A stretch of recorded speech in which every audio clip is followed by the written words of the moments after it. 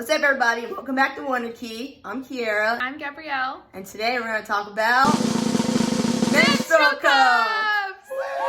Menstrual cups are such a great option for a variety of reasons. We're going to talk about some of the environmental, physical, and financial benefits towards menstrual cups, as well as talk about some of our own personal experiences. Tampons, pads, and panty liners, along with their packaging, generate over 200,000 tons of waste a year. There's a lot of anecdotal evidence claiming that menstrual cups reduce cramps as opposed to tampons, as well as reducing vaginal dryness. There are also claims stating that they are much more comfortable than tampons for the individual user, which I personally disagree with. I actually thought it was kind of comfortable, better than tampon at least. I just really felt it.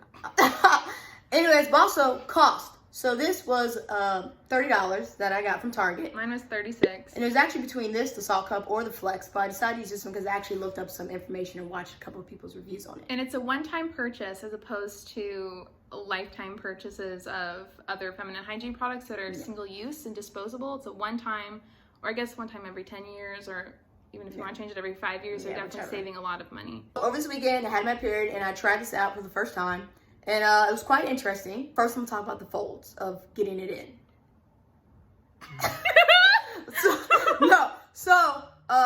A lot of people say, they use, what is it, the C fold or this U fold or whatever the heck. I don't know who these people are who said this was comfortable and easy way to get it in, because it did not work like that for me. And who did you FaceTime to get it to work the first time? Yes. Okay. It doesn't matter. I asked actually quite a few people, and, the people from the video who I was watching, who said, do this fold. But eventually, the punch fold worked. That's where it's at. Yeah, definitely. That worked for me. Because this, I don't know, it just felt like it was too much trying to go in look at how much once. Bigger it is. Look how much bigger that is, as opposed to this little tiny point. Oh my gosh. It definitely helped.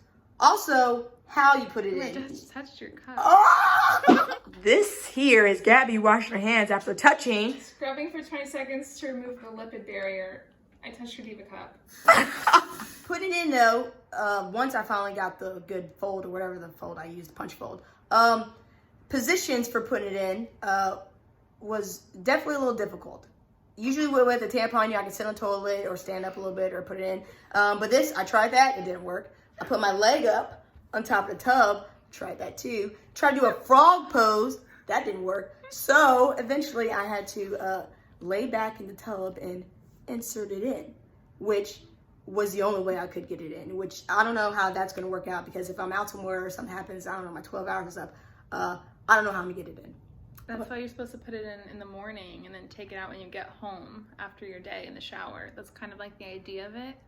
So you're not like changing it throughout the day, but you put it in the morning, get it situated, then you live your life outside, and assuming that your day is less than a 12-hour day, then you come home and take it out in the shower. That does sound good. But what I had issues with was creating, I guess, the seal, which even though they said test it, is you pull on the, the little string thing, you pull it on to make sure it's sealed, and it should have like a little resistance.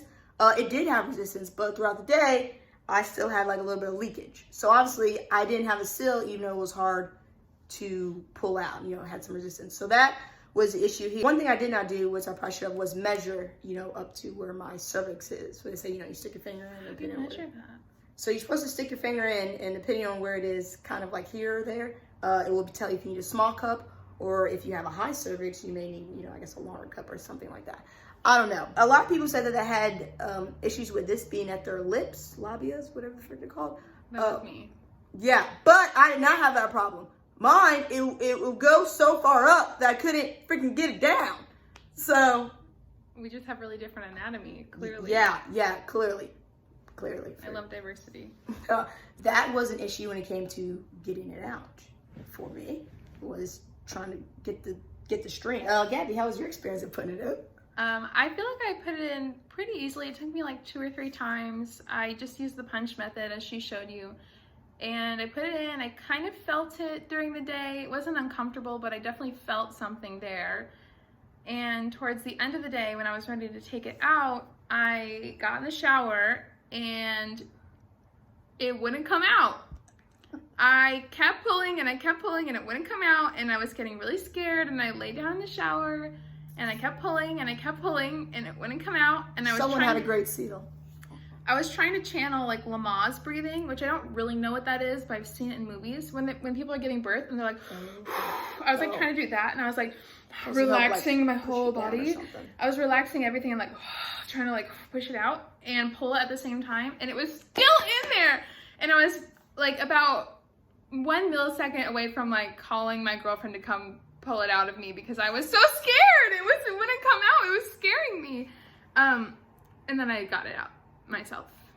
Well, that's good. And you were in the other room the whole time that was happening, and you didn't know that I was having a breakdown in the bathroom for 45 minutes. Yeah. I was really losing it. I came out like a different woman for sure. That was scary. The pull out I thought was actually quite difficult also. I mean, first of all, I couldn't even feel the string, but just, it kind of hurts, to be honest. I don't know, people say uncomfortable, listen, pressure, you can say all that stuff. If this thing is coming out, even though, it can bend a little bit, if it's coming out of that, hole. You're birthing it. No, that hurts. That did not feel good, at least the first time. Because after the last couple times, this is not too bad.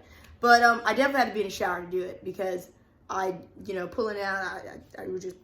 You're actually supposed to be in the shower because it's but I thought you could do it too. Well, good, because it was just and then there's stuff everywhere. Yeah. So my sister actually tried it on the toilet without. She's a dummy, and she was she had a big mess to clean up.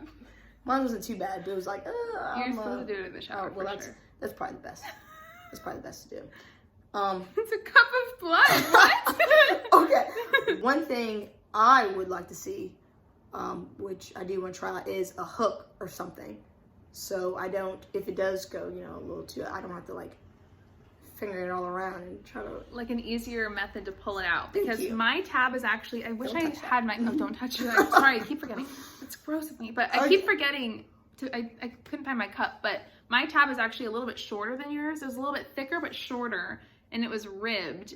And it was like a 2/3 of that size. But anyways, I definitely would look for one with an easier pull-out tab. But I also am feeling like, since I felt that on I felt it on my body, the tab, I felt it while I was wearing it, I would be concerned that a longer tab, even though it'd be easier to remove, would irritate me while I'm like walking around and living my life. So I don't know how I feel. I would actually want a longer tab, but also I think I should get a different size cup too. So all in all, I liked it or whatever like that, but I want to try, a different one. Before I bought my cup, I found this article on Cosmopolitan that says the 20 best menstrual cups for literally every body type.